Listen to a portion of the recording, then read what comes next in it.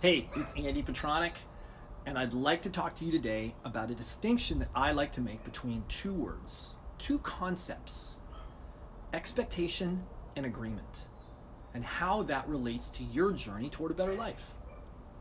First, let's talk about expectations. An expectation is when you have a strong belief that something will happen. See, expectation lives inside of you, and it's based on your view of the world, your life experience, how things have happened, whether they've happened to you, because of you, or around you, that enable you to make certain assumptions about what to expect in the future. Expectations aren't inherently bad, as they allow you to let go of the need to pay attention to everything going on around you. There are many things in life that you can reasonably expect to happen based on the way things have always been. Like, for example, the sun rising in the east and setting in the west. The tides in the ocean cycling from high to low to high to low every day without fail. The availability of enough oxygen in the air that you can actually breathe and survive. Thank goodness that those things, you can expect those things to happen. But when expectations start to go bad is when they move into the territory about your expectations about other people and also the expectations you have about yourself. When you have expectations related to the way another person is going to say, do, or show up for something, and then they don't, well, let's just say that that can be the start of judgment, upset, misunderstanding, anger, all kinds of things that are going to drive a wedge in between you and that other person. There are things you don't want to have happen in that relationship. Now, the same thing can happen with yourself. It can happen pretty much in anything going on in your life, but let's just take, for example, the Whole Life Challenge. You set an expectation. Maybe you haven't stated it, but the expectation you have is that you're going to get this amazing result in 6 weeks. But 3 weeks in, nothing's happening. Often you get the same sort of inner upset. Self-judgment, anger, upset. It's even worse because it contains both feelings of guilt, which is the feeling that you've done something inherently bad or wrong, or shame, the feeling that you are inherently bad or wrong. Now here's the thing. I've got really good news for you about all this. It's completely avoidable. You see, expectation happens in the world of assumptions. And assumptions occur when you take something for granted, when you haven't created or built an agreement around the result you want to produce. Key word there is agreement. Take something like a red light at an intersection. You have an expectation that cars will stop at a red light. But you have that expectation because of the agreement we've all made when we get our driver's license to abide by the laws and to stop at red lights. Without the agreement, red lights would not work. Now, in relationship with others, say at work or at home with your kids or your wife or your friends, it's very much the same. Because everyone sees the world slightly differently. One person's interpretation of something can mean a very different thing than somebody else's. Let me give you an example. This literally just happened yesterday with my son. He said he wanted to leave for his soccer game at 1:15. Now, when I heard that, I heard, okay, I'm going to start getting ready at 1:15 and we'll be out the door when we're out the door. That was my interpretation because I didn't see it as that critical that we left right exactly at 1:15. As a result, we left 7 minutes later than he wanted to, and he was disappointed and he was upset. Rightfully so. Now, here's the amazing thing. Without really knowing what he was doing in the car, he asked me if next time I could start getting ready 10 minutes before the time we had to leave. And I agreed. He took the thing that didn't work, his expectation based on the request to leave at 1:15, and he created an agreement.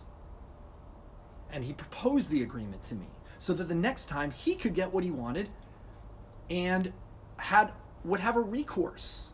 And it was clearly stated and agreed upon by both of us.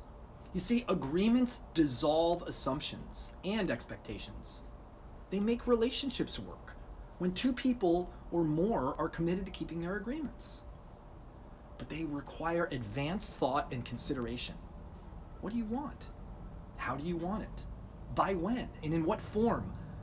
The more details you can think about and include in the agreement, the less likely there will be upset or misinterpretation.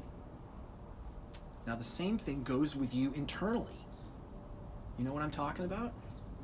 You know the ongoing list of expectations and assumptions you make about yourself and your life?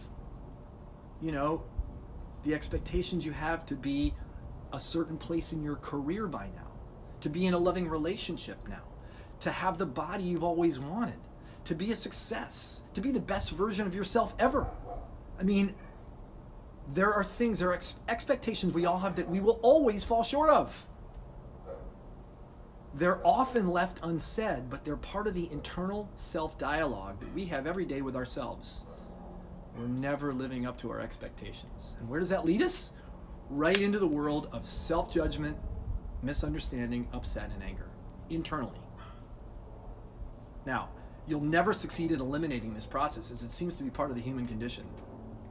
The best strategy I've found to deal with this is one area at a time, is making agreements with yourself that you're willing to live up to.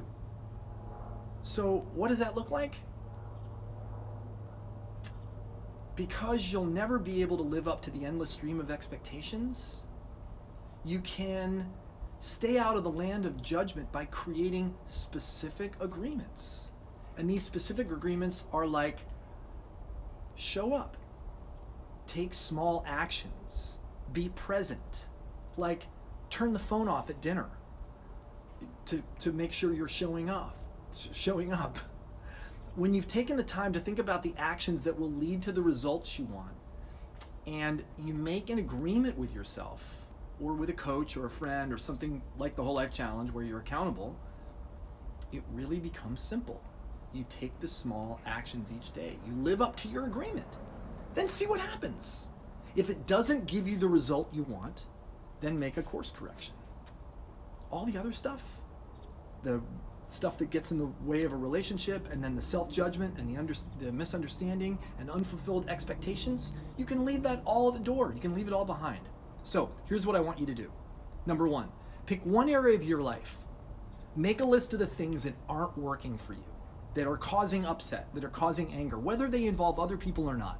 Where there's strife, there's anger, there's judgment, whatever. Just make a list. Number two, identify the expectations you have that are causing your upset. Write them down. What did you expect that you're not getting from either yourself or from others? Number three, see if you can craft an agreement for each one of these upsets that you'd be willing to make that were you and anyone else involved to live up to, that it would give you more of what you want. It would give you the result you want. Number four, for the agreements that are yours alone, write them out. Number five, for the agreements that involve others, propose them, and then see what happens. Agreements have the ability to transform your life and relationships. I hope you see that now. But it's a process. Don't expect overnight results. Keep at it. Use the upsets that you have as cues to help you see your expectations more clearly. They're going to keep coming. I promise you that. But if you can live and lean into creating agreements, your life will change radically. We'll see you out there in the challenge.